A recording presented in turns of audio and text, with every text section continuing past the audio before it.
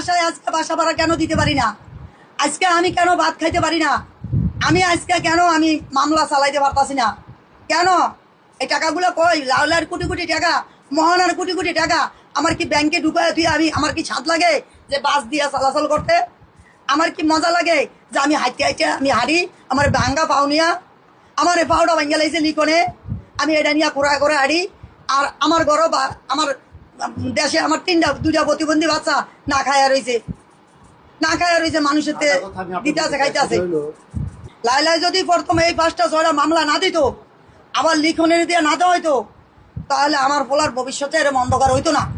Last ফিনিশিংয়ে আমার ভবিষ্যৎটা যাই একটু হিটে, আবার আস্তে আস্তে ধাপে ধাপে এতগুলা মামলা চালাইলে এই মামলাগুলার হাজিরা আছে, এই মামলাগুলার তারিখ আছে, এই মামলাগুলার সব কিছু 7টা মামলার সব কিছু করতে হয়, অনেকগুলা মামলা। এই মামলাগুলা চালাইতে চালাইতে মামুন অনেক নিঃস্ব হয়ে গেছে গা, নিঃস্ব হইয়া তারপরও ধাপে ধাপে আল্লাহর রহমতে একটু উঠে গেছিল গা।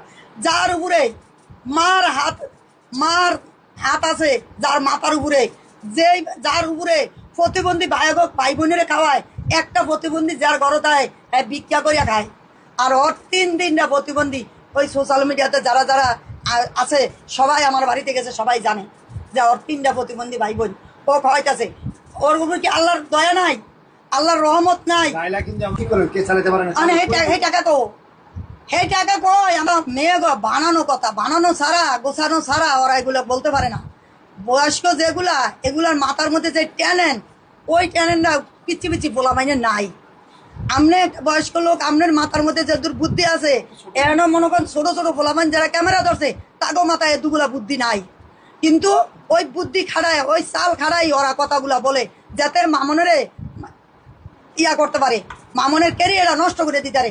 তা আল্লাহর রহমতে, আমার পীর মুন্সিদের দোয়ায়, আমার আল্লাহর দয়ায় মনে কর মামনের কোনো দিন ফালাইতে পারবো না, নষ্ট করতে পারবো না। 12টা মুশকিল 13টা আসান, আল্লাহ একটা আসান মানুষের বান্দার জন্য দিয়া দিছে। ওই আসানটা আমি আল্লাহর কাছে নামাজ পড়ি আর কই, আল্লাহ ওখান থেকে একটু সামান্য আমার ছেলের উপরে দিয়া দিও।